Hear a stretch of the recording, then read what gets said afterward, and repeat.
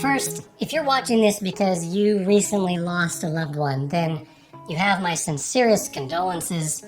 No matter the circumstances, death is always hard. May God comfort you and walk beside you in your grief. The first step in planning a funeral is to contact your church and a funeral home. Practically speaking, there are two main pieces to a funeral. One is handling the remains, and the other is handling the service. My advice is to let the funeral home handle the remains and let the church handle the service.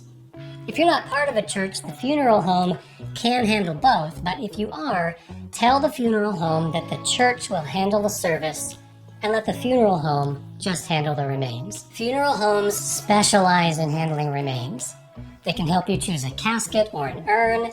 They coordinate transportation of the remains to and from the church or cemetery, and they even help you purchase death certificates and take care of other legal and logistical tasks. That being said, you are not obligated to buy what they're selling. The Funeral Rule of 1984 allows you to choose only the goods and services you want or need, and to pay only for those you select. It allows you to compare prices, purchase an urn or a casket from a third party, and a variety of other things. Churches specialize in handling funeral services. So if you're part of a church, talk to your pastor.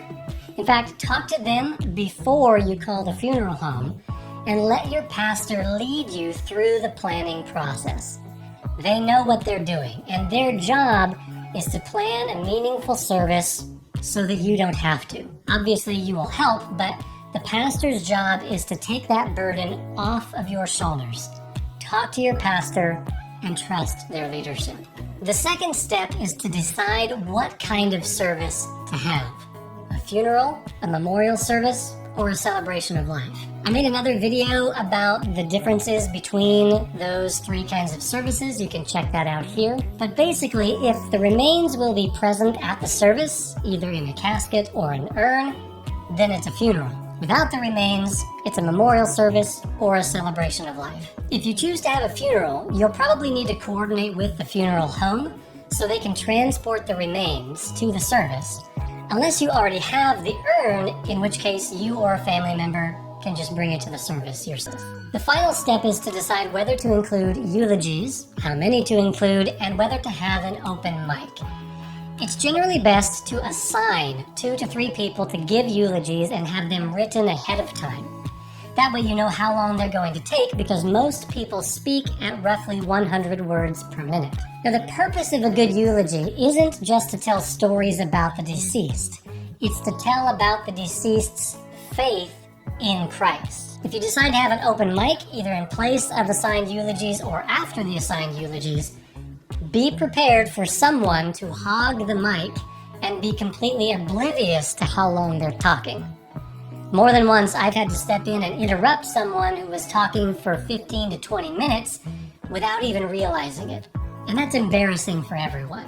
Obviously, there are some cultural differences here. For some families or faith traditions, a long service with an open mic is normal, and that's fine.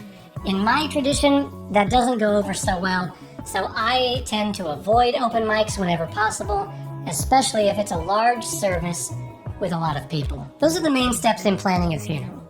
The church or funeral home will also help you plan things like flowers, guest books, etc. And of course, you'll also need to think about what comes after the funeral, whether it's a graveside, a reception, or all of the above.